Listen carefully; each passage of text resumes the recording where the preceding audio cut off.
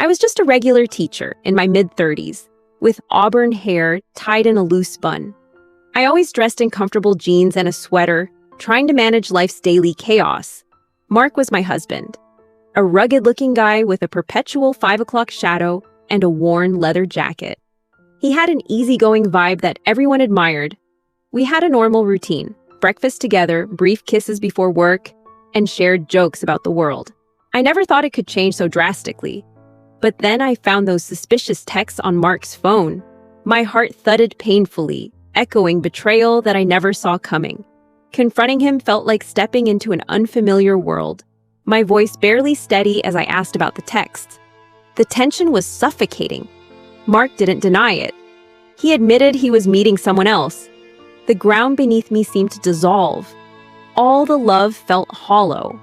I spent days in a numb haze, wandering through our home, every corner filled with memories that now felt tainted. A sudden resolve took hold of me. If Mark wasn't going to change, it was time for me to make some hard decisions. I started gathering evidence, texts, call logs, anything that could help me in court. Revenge wasn't my style, but truth mattered. Handing the paperwork to the attorney was freeing, like handing over a suitcase full of memories I no longer needed. Mark tried contacting me, hopeful for reconciliation. His voice cracked, but I was resolute. The past was a wall he couldn't climb. Moving on felt like reclaiming myself.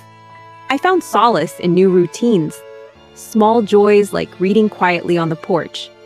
I returned to teaching with a new vigor, channeling all the turmoil into making a difference for my students. But there was unease. Echoes of our shared past lingered, surfacing in unexpected moments. A surprise phone call from an unknown number disrupted my calm. It was her, the other woman wanting to meet. I was speechless. Curiosity got the better of me. I agreed to meet. We arranged to talk at a quiet cafe, a place that seemed neutral. The woman was not what I expected. She seemed nervous, barely meeting my eyes, as if seeking forgiveness or understanding. She confessed she never meant to hurt anyone, tearfully revealing she felt trapped in a situation beyond her control. Surprisingly, I felt less anger and more pity. Maybe we both deserved a fresh start, free from Mark's shadow. Leaving the cafe, I contemplated giving myself a second chance. It wasn't forgiveness, but a form of liberation. I resumed life with cautious hope, reorganizing my days to focus on myself, not the past lingering over me. Loneliness would creep in during quiet moments, but I embraced solitude as a healing companion. Then, unexpectedly, Mark showed up at my door, looking remorseful. My heart raced with a mix of anger and longing. He swore he had changed, but looking into his eyes, I realized some doors were meant to stay closed. I told him to leave, with words heavy yet final. It felt like breaking chains, heavy but freeing. Life gained clarity. Every day felt lighter without the burden of past ties. I focused on new beginnings. She reached out again, the other woman, expressing gratitude for understanding and wished me well. Our paths diverged with respect. I embraced friendships, old and new, realizing life was wider and richer than what I once knew. Teaching was an anchor, connecting me to stories and transformations beyond my personal journey. As I stood on the porch under a sky of stars, I understood life doesn't pause. It continuously unfolds, offering new paths. I was alone in my kitchen, sipping coffee after another long night at work. I'm a 34-year-old woman, with dark hair tied back, wearing a worn gray sweater. The phone rang shrilly, pulling me from my thoughts. My heart skipped. Calls at this hour usually aren't good news, especially after the incident last month. Staring at the phone, I hesitated. Wasn't expecting a call, especially one with an unknown number. But curiosity got the better of me, and I answered. The voice was eerie, unsettling. It claimed to know things I didn't even know about myself. Every word sent a chill down my spine. I demanded to know who was calling, trying to sound braver than I felt. But the voice just laughed, a cold sound that made my stomach churn. The laughter faded, and it promised I would see soon enough. Then it hung up abruptly, leaving me with only the ominous silence. For a moment, I just stood there, staring at the phone as if it held all the answers. What was going to happen was anyone's guess. I tried to push it out of my mind and got ready for work. I dressed carefully, pulling on my usual attire, black pants and a crisp white shirt. Driving to work, every street seemed nervous, every stoplight lingering. It was like the world was holding its breath, waiting. At my desk, I tried to concentrate, but couldn't shake the feeling something was off. The office seemed quieter than usual. Too quiet. The phone rang again. I almost fell out of my chair. My nerve endings were shot by now. Glance at the caller ID, the same unknown number. The voice returned saying, "I told you." It was cryptic, almost smug. My heart raced as I felt the room close in around me. I tried to speak, but words failed me. It was like they were being squashed by fear, making it hard to breathe. Silence answered back. Then it whispered, "Look outside." I turned toward the window, dread pooling inside me. What awaited me beyond the glass? There was nothing unusual outside, just the routine cityscape. Felt both relieved and worried. Was this just a cruel game? But then, a shadow moved from behind a building. I caught my breath as it vanished again swiftly, like a fleeting nightmare. My coworker Mark noticed me and asked if everything was all right. His voice broke the spell, bringing me back to reality for a moment. I nodded, trying to smile, but I couldn't shake the unnerving feeling. Mark seemed unconvinced, watching me keenly. I decided to leave early, feeling a sense of dread I couldn't ignore. Told Mark I had an appointment and hurried out. The drive back felt surreal, like the world had shifted slightly off axis. Every street, every sign seemed foreign and wild. Arriving home, it was quiet. Too quiet. The weight of unseen eyes followed me through each room, lingering and unnerving. Suddenly, the phone rang again. It felt like a heartbeat in the silence. My hand shook as I picked up, dread boiling inside. This time, the voice wasn't alone. Background whispers echoed, creating a chorus of phantoms, building to a crescendo of madness. I screamed, begging them to stop, but the voices only laughed, an inhuman orchestra resonating through the receiver. And then abruptly, the voices ceased. Sudden silence, more terrifying than any scream. I dropped the phone, gasping for air. Realizing I couldn't stay here, I grabbed my coat and rushed outside. My heart pounded in sync with each step. Urgency consumed me. I ran down the street, the echoes of laughter trailing in the dark. Cold air hit my face, piercing through my panic. Stopped near the old bridge, breathless and desperate, searching for answers nobody could provide. Darkness seemed alive, whispering secrets. Suddenly, Mark appeared beside me, his presence grounding. He offered a quiet reassurance I desperately needed but couldn't ask for. Mark gently asked what had happened. I faced him, and finally the words spilled out, releasing months of bottled fear and confusion. I found myself staring at the ceiling, wondering how I missed all the signs of betrayal. Everything was blurry, much like my tear-filled vision. My roommate, Emily, had known about the lies for weeks and didn't say a thing. The kitchen was unusually quiet. I could feel her guilt lingering. Emily offered me coffee, trying to ease the tension. I hitched my breath, not ready to meet her eyes. Despair sat heavy in the air. When Mark walked in, smug in his gray suit, I realized he'd been orchestrating this deception all along. My blood boiled at his daring grin. I confronted Mark about the lies. He chuckled, shrugging off my accusations. Each of his words sliced through the little trust I'd left. Emily watched silently, torn between loyalty and truth. Her presence felt like fuel to my growing rage. Something snapped inside me. I stormed out, leaving them stunned in the kitchen. The hallway felt like a prison, echoing the sound of my angry footsteps. I found solace outside, breathing in the crisp evening air. It didn't soothe my wounds, but at least cooled the boiling anger. Sitting alone by the fountain, I remembered all the times Mark reassured me, each memory now tainted. I cried quietly, my reflection rippling with each sob. A familiar voice called my name, pulling me back into reality. It was Jake, the one who first warned me about Mark's games. Jake sat beside me, offering his shoulder to cry on. In his gaze was an unsaid, "I told you so," softened by genuine empathy. Discussing the deception eased my heart a little. Jake's warmth felt like a balm to my emotional wounds, slowly stitching trust back together. Suddenly, behind us, we heard Emily call out, her voice mixing fear and desperation. She was running towards us, looking frantic. Emily, panting, stood before us, apologizing profusely. She confessed to being the one who first misled me about Mark. Her fear was palpable. Her confession rocked me deeper than expected. Emily wasn't just silent. She orchestrated the deceit. This truth threatened to shatter everything we shared. I didn't know if I could forgive Emily. The weight of betrayal hung between us, pressing down like a suffocating darkness. I walked away, my steps heavy with disappointment. Emily's cries faded behind me as I chose solitude over confrontation. Returning home felt surreal.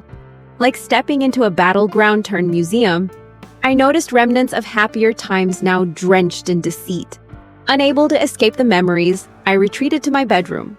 Walls that once felt safe now felt oppressive, taunting me with past naivety. As I lay on the bed, faces and moments spun in my mind like a storm of fractured trust and shattered confidence. I decided it was time to confront Emily again, but this time differently. I needed closure, not anger. I texted her to meet again. We met at the coffee shop near our old hangout spot. The air was heavy with unspoken words and shattered dreams. Emily started with a sincere apology, explaining how her insecurity led to her betrayal. Her words put cracks into my hardened heart. I reluctantly forgave her, realizing holding on to anger only fueled more pain. Her relieved smile reminded me we were human, prone to mistakes. Mark, surprisingly, entered the cafe, his eyes widening at our renewed bond. His confidence faltered as our united front presented an unexpected threat. His grin faltered as we confronted him, accusing him of manipulation. He stammered, revealing cracks in his usually suave demeanor. We voiced our decision to sever ties with him. His protest fell on deaf ears, our friendship stronger than his deceit. Mark left, leaving behind a trail of defeated arrogance. The cafe felt lighter, like the air had been cleared of lingering, toxic fumes. I felt a weight lift as we sat sipping our coffees. Our laughter filled the cafe once again, a symbol of a new beginning. Walking back home, I sensed that despite the hurts, new starts were possible. The sun felt brighter. We paced ourselves towards hope. I remember standing in front of the old wooden fence. I was in my 20s, long brown hair, tired jeans, trying to find a path toward understanding.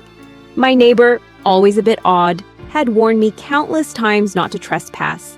But curiosity gnawed at me every time I saw the empty plot beyond the fence. Ignoring his warnings, I climbed over one afternoon. My adrenaline spiked as I jumped down, the forbidden ground beneath me feeling both illicit and exhilarating. The plot seemed abandoned, but oddly maintained. Perfectly trimmed bushes framed the area, creating an eerie calm like a forgotten serene oasis. As I ventured further, I found an old swing. Its chains were rusty, yet surprisingly sturdy. I sat down, pushing slightly, feeling the breeze on my face. Suddenly, a soft whisper broke my trance. I turned quickly, but nothing was there, just empty space with the haunting melody of wind weaving through. Feeling uneasy now, I decided maybe the neighbor was right. As I stood, I saw footprints leading deeper into the plot. Curiosity battled with fear. I followed the footprints. They led to a small, almost hidden cabin. Lights dimly flickered inside, casting strange, abstract shadows on the curtains. As I reached the cabin, the door creaked open, revealing a dim room. I hesitated, sensing both danger and the thrill of unraveling a mystery left untouched. Inside felt oddly comforting, filled with old photos and books.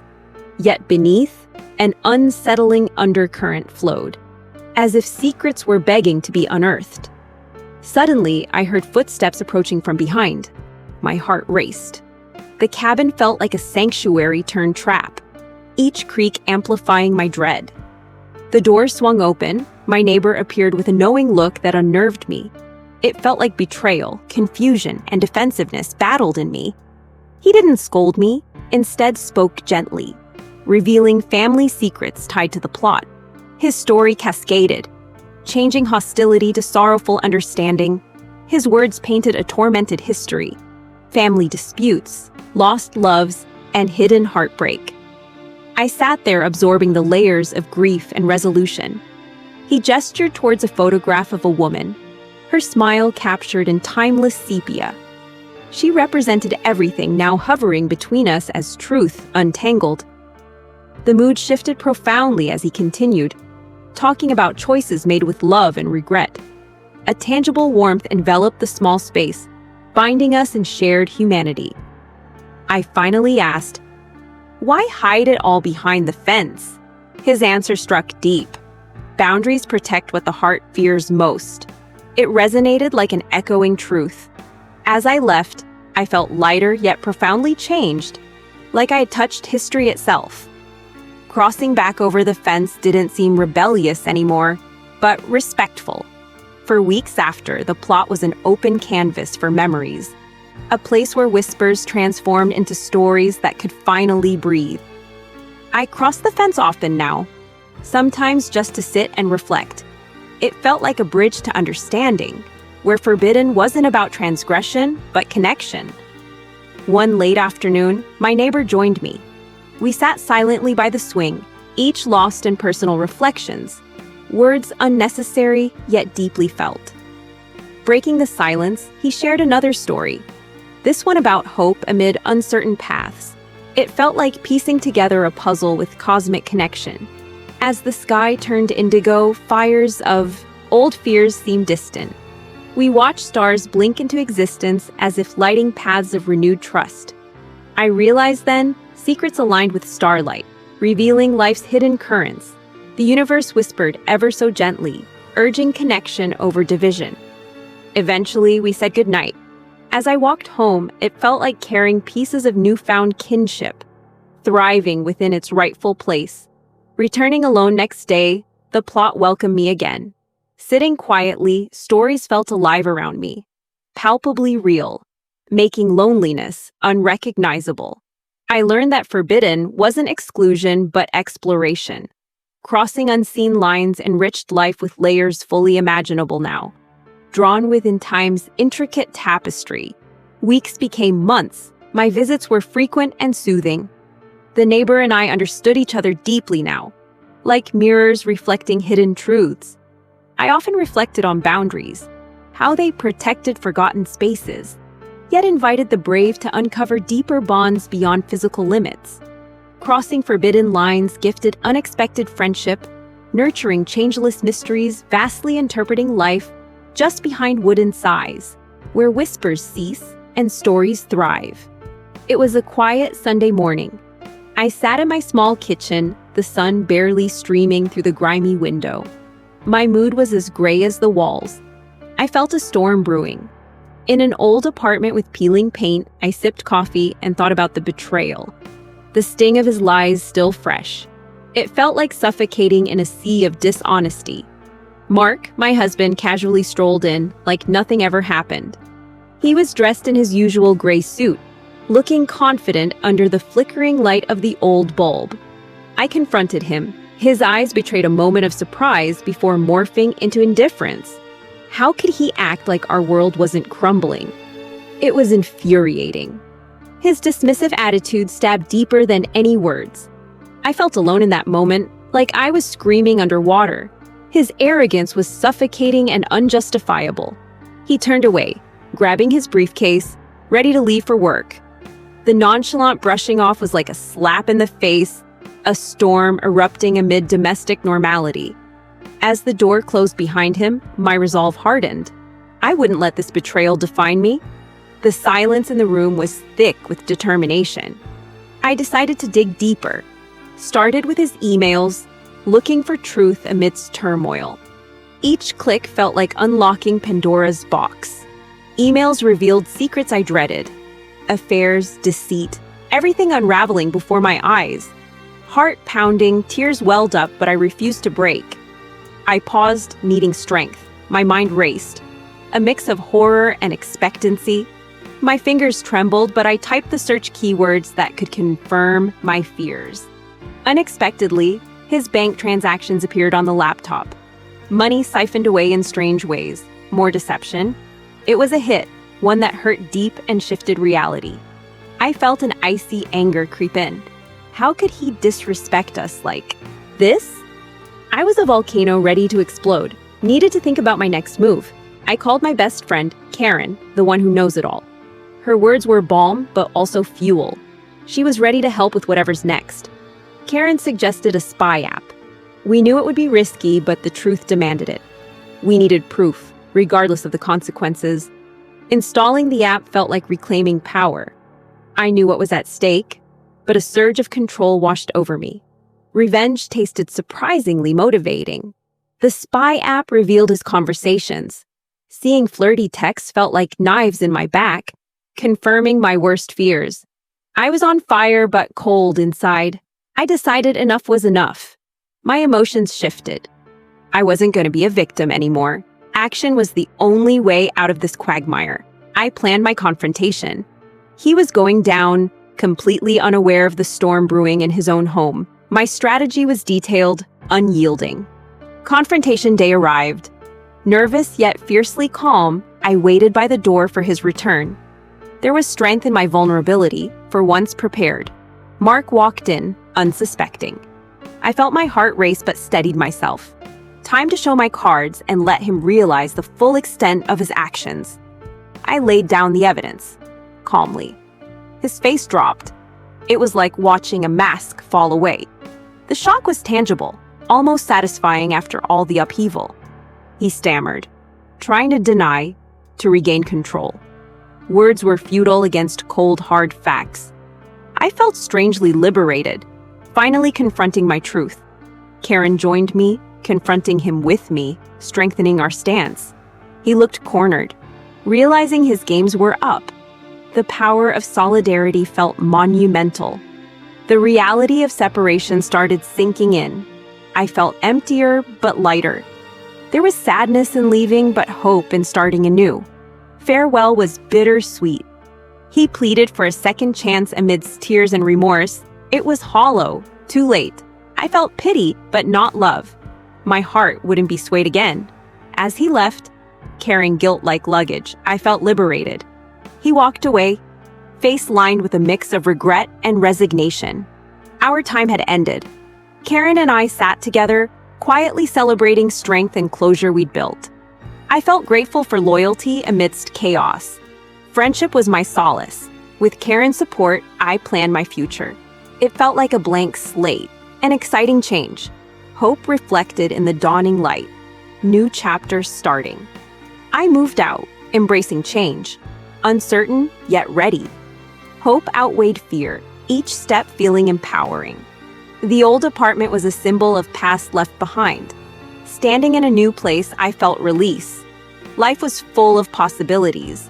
I inhaled deeply, ready for what's next, letting go of storms past. I found myself in the kitchen, holding an old photograph of Jason and me. He looked so happy then. I realized bitterness had crept into our lives. Jason walked into the kitchen, still in his work suit. His eyes caught the photo I held. We exchanged a tense look, saying more than words ever could. As we sat down at the dinner table, the silence was suffocating. I could feel every tick of the clock etching into my heart. What had happened to us? I couldn't stand it anymore. I asked him outright if he was seeing someone else. The accusation hung in the air like a storm cloud ready to pour. Jason didn't deny it. He looked down, staring at his untouched plate. An overwhelming sadness filled the room as my heart sunk deeper into my chest. I left the room in a daze, my mind racing. I couldn't process what he'd just admitted. Our marriage was crumbling right in front of me. The bedroom felt cold as I entered it. I sat on the bed, surrounded by memories of happier days. Tears streamed down. I couldn't hold back the flood. The next morning, Jason was gone, his side of the bed untouched. I noticed an envelope on the nightstand. My hands shook as I opened what might be a goodbye. Inside was a note. I need time to think. My heart cracked further. It felt like everything familiar was slipping away, leaving only emptiness. I decided to go for a walk to clear my head. The neighborhood felt different, foreign. Every step felt heavy, like wading through thick memories. As I crossed the park, I spotted Jason sitting alone on a bench. I froze, unsure if I wanted to approach or keep walking on my shattered path. Gathering courage, I approached. Jason looked up, surprise etched on his face. The space between us felt like a chasm full of unsaid words. We talked, words flowing awkwardly at first. He admitted he was confused, torn between staying and breaking apart. It hurt, but honesty hung in the air. I told him I deserved better. My voice came out steady, surprising even me. It was time for him to choose, for us to step towards or away from each other. Leaving the park, it felt like a chapter was closing. Jason stayed behind, staring at the ground, while I walked away, unsure but a bit lighter. Back home, I sat at my desk and drafted a letter but stopped. It was time to rediscover myself before attempting any reconciliation or closure. Over the next few days, I immersed myself in work. Projects kept me distracted, yet every ticking second echoed what was looming over my life. Surprisingly, my friends rallied around me. We spent evenings talking. Their support was like a lifeline, rekindling pieces of hope in me. One evening, Jason texted. His message was simple, questioning if we could meet again. Torn between apprehension and hope, I replied, yes. We met at the cafe where we once spent happy dates. As I walked in, nostalgia washed over me, an odd comfort amid chaos. Sitting across from Jason, we shared our fears and hopes. The honesty was different now, not just raw, but healing. Jason admitted he was lost without me, yet unsure if coming back was right. It was a bittersweet revelation, and I felt both sad and relieved. A quiet moment passed as we both sat, pondering what it meant if hearts could never fully mend. It was a painful kind of understanding. He reached across the table, placing his hand over mine. It was a peace offering, a tentative step toward healing. Though unsure if it was enough, I returned home, pondering if reconciliation was worth the painful past. Some decisions needed time.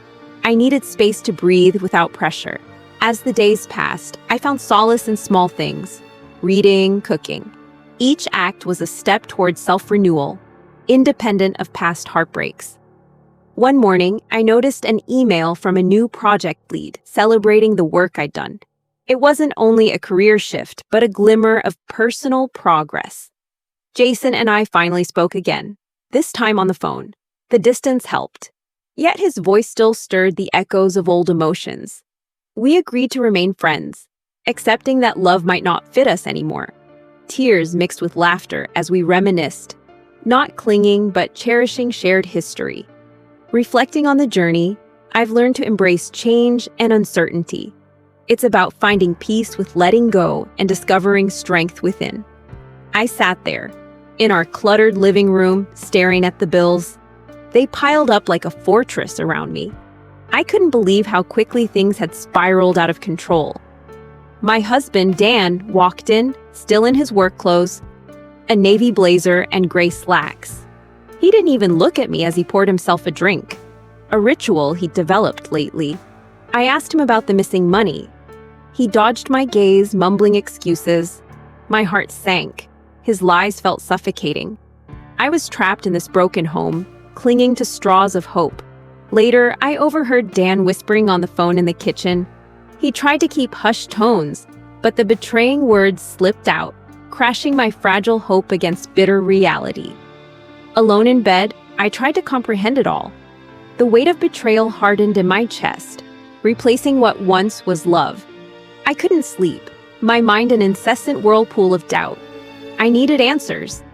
In the study, the corners shadowed with dusk, I opened Dan's online banking. My stomach clenched at the transactions listed, amounts withdrawn and spent, nothing I recognized.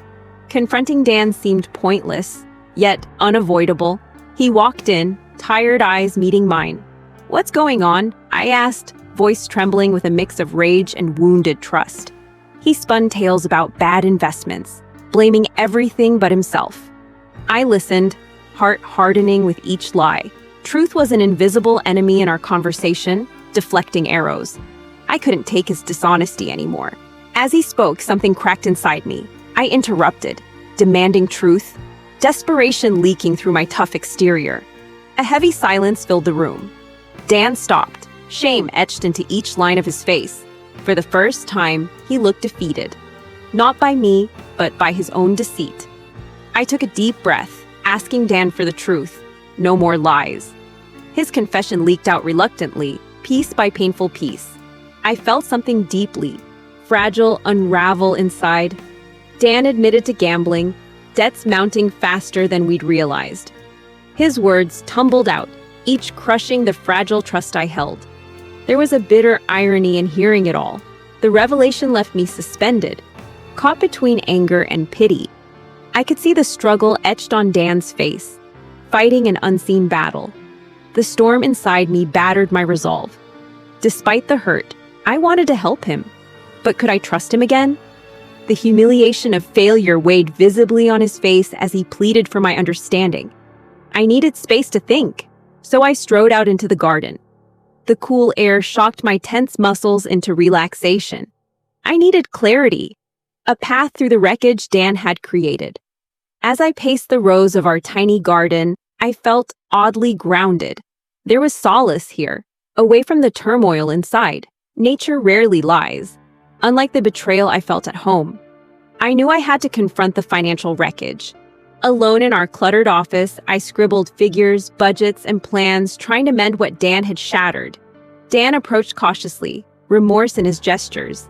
He offered help, promising to change, but trusting him was a leap I feared. Yet something inside me softened imperceptibly. A month passed. I watched for signs of change. Dan seemed different, watching our finances like a hawk. My heart whispered caution, but hope was a persistent companion. Yet doubts nagged at me every day, shadows lurking in our moments of progress. The scars of his deceit were slow to heal, still visible in stolen glances and weary silences. Then, one evening, a letter arrived.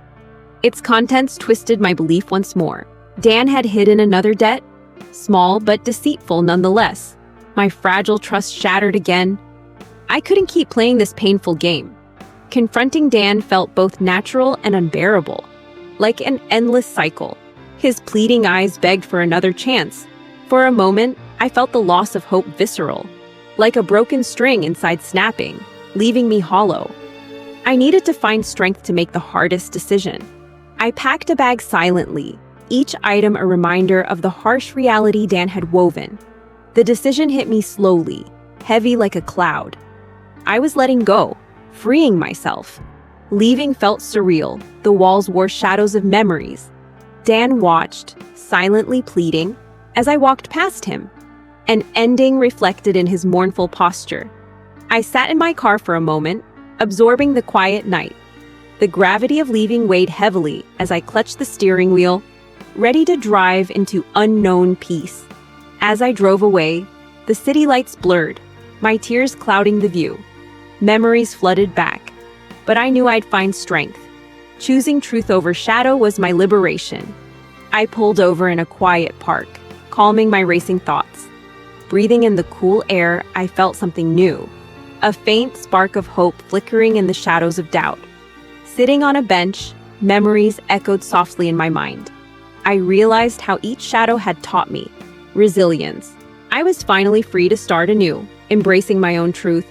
I understood the journey ahead would be hard, but liberating. Embracing truth required navigating shadows, a path I'd never imagined, yet finally free to traverse. I was at the coffee shop, enjoying my morning latte. I'm 34 with short brown hair, wearing casual jeans and a blue sweater. My vibes usually relaxed and friendly. As I glanced at my phone, I saw a message that jolted me. It was from Mark, my boyfriend, confirming a date with someone else. The betrayal felt like a punch to the gut. I trusted him implicitly, believing our love was unshakable. I couldn't just sit there, so I stepped outside. The streets were busy, people oblivious to my turmoil. As I tried to collect myself, I decided to confront Mark. At home, I paced anxiously in the living room, rehearsing what I'd say. Anger mixed with heartbreak. He walked in, still in his gray suit from work, looking unsuspecting. My heart raced as I prepared to confront him head on. I blurted out, "Who's the other woman, Mark?" My voice cracked with frustration and hurt. He froze, clearly caught off guard. Mark stammered, I can explain." But his excuses fell flat. My trust had been shattered by the message. I didn't buy it. I felt a sudden wave of calm. The anger was gone, replaced by firm resolve. "I need time to think," I told him, stepping back. Retreating to the bedroom, I sat on the edge of my bed, feeling the weight of betrayal. The place felt different now, lonely. Suddenly, the room seemed smaller, more suffocating. I opened the window to let in fresh air, hoping it would clear my mind. I scrolled through old photos on my phone, catching glimpses of happier times. Bittersweet memories flooded back, making my chest ache. I felt a nagging urge to know more about the other woman, but I resisted. Digging deeper might only deepen the wound. After hours lost in thought, I decided to call my best friend, Lisa. Her advice and support were what I needed most. Lisa was understanding, offering words of wisdom and much-needed comfort. I felt better knowing she was there for me. Later, Mark knocked on the bedroom door, his face showing regret. He wanted to talk, but part of me wasn't ready. His apology sounded sincere. "I've messed up," he admitted, looking vulnerable. I couldn't deny the hint of regret in his eyes. Despite his remorse, I couldn't ignore what he'd done. "I need space to process this," I told him, feeling resolute in my decision. Days passed and I focused on myself, rediscovering old hobbies and joys that Mark had seen me through before all this happened. One morning, I watched the sunrise, feeling a sense of renewal. It was beautiful and gave me hope that things might slowly mend. Unexpectedly, I found an old gift from Mark under my bed. A picture frame we'd picked out together, now covered in dust. Holding it, I remembered the good in Mark and the love that once felt unbreakable. Emotions mixed, with nostalgia and sorrow. As much as betrayal stung, part of me knew the connection wasn't easily severed. I texted him, suggesting we meet to talk. We met at a park, the air was crisp and the world serene around us. Our first words were tentative but honest. Mark spoke sincerely about his regret, owning up to his mistake. He seemed genuine now, in a way I'd longed to see before. I hesitated, afraid of repeating old patterns. But there was a flicker of understanding between us. Maybe things could change. As the sun set, painting the sky with warm hues, hope seeped back in. I knew healing would take time, but I felt ready to try. We agreed to take things slow, giving our relationship room to breathe and mend. It felt like the right step forward. I hugged him, tentative yet sincere. It was a fragile beginning, but perhaps the path to trust once again. As I walked away, I felt lighter. It would be tough, but seeing possibility in our future brought back a hint of peace. I stood surveying the rubble, my heart heavy with the weight of all that was lost. A shattered dream left in ruins. I remembered the laughter and the hope that these walls once contained. Memories flooded back, both sweet and painful. As I picked through the remnants, each piece held a story, a photograph, a trinket, the echoes of a former life. I found a note from Mark. My heart ached. His promise to always be there felt mocking now. Despite everything, I felt a sudden surge of determination. The ruins whispered secrets of strength, not defeat. The echoes of the past clung to me as I stepped over broken dreams, but I wouldn't let them define my path. I realized there was beauty in rebuilding. Each stone laid carried hope, not despair. I could craft a new story. It was then Mark walked in, his face a mix of shock and regret. The confrontation was inevitable. I met his gaze defiantly, feeling the weight of all unsaid words. Our history crowded the space between us. Mark's apology hung in the air, raw and vulnerable. It was a moment of truth, a chance for redemption. I couldn't deny the hurt, the ripping betrayal. But amidst destruction, forgiveness seemed like a step forward. We sat there, two people amidst chaos, finding solace in shared memories and promises of rebuilding. In the quiet of our conversation, lost moments regained color, like faded photographs restored to life. I realized the strength in letting go, the power in embracing the scars as stories of resilience. Our laughter seemed to stitch together broken edges. Amidst ruins, we found threads of connection. It was not just about rebuilding a home, but a story, one of hope, courage, and renewed purpose. Night fell, yet stars guided our path, their light a promise that darkness wasn't permanent. I felt an unexpected peace as we started sketching plans on a dusty table. A clear vision emerged. Together, we sought advice, drawing strength from friends who knew trials of restoration. They cheered us on. Our plan for renewal wasn't mere sentiment but driven by fierce intent, a shared commitment to build anew. As we began clearing away the old, I discovered surprising treasures beneath the rubble. A teacup, a lost ring. Amidst the fatigue, there was an undying spirit, pushing forward even when body ached from labor. I'd never anticipated the moments of quiet joy flourished amidst the grind of labor. A touch, a shared laugh. The old structure began shaping into something new. Walls rose with every shard, stronger and filled with purpose. Mark's expression was full of pride as he noted every inch of progress and transformation happening here. We were no longer bound by the past but inspired by its lessons. A canvas for dreams stretching beyond imagination. Each day's end brought a new understanding, a newfound harmony within life's inherent chaos. I felt liberated, free from ghosts once lingering here. The ruins became spectacular foundations for dreams. It wasn't just a rebuilt home, but a testament to endurance, love, and untapped potential. I stood again amidst what we'd created, a new beginning born from closures and cherished ruins. I was standing there on the porch, staring out at an overgrown garden. The chaos matched my messed up life. I felt tired, defeated, like every bad choice was haunting me. My clothes hung loose on my frame. Weight loss from stress, I guessed. Hair was wild, tangled with emotions I couldn't even unravel. Living day to day felt impossible with this constant burden. Mark, my husband, came outside wearing a grim expression. A gray jacket hung awkwardly, like he didn't belong in it. The weight of unspoken resentments filled the space between us. We exchanged a quiet nod, our new language. We hadn't really talked in months, just snippets here and there. Love lost to the shadows of mistrust, misunderstanding, and betrayal. I managed a forced smile, more for him than me. We were like actors in a play neither of us wanted. The line between familiarity and alienation blurred with every passing day. Mark hesitated, then turned away. His steps were heavy, dragging choices, regrets, and an exhaustingly long silence. It pained me to watch him retreat, but I couldn't call him back. I stared at the kitchen table, its surface cluttered with remnants of better days, half-read books, photographs, and forgotten letters from when we still cared. Cleaning up seemed pointless, like picking at the memory of a life once joyous.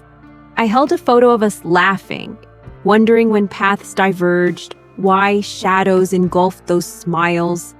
Suddenly, the doorbell rang. My heart skipped. Unexpected interruptions rarely meant good news. For a moment, I wished we could turn back time to when surprises were welcomed. I opened the door to find Claire, our neighbor.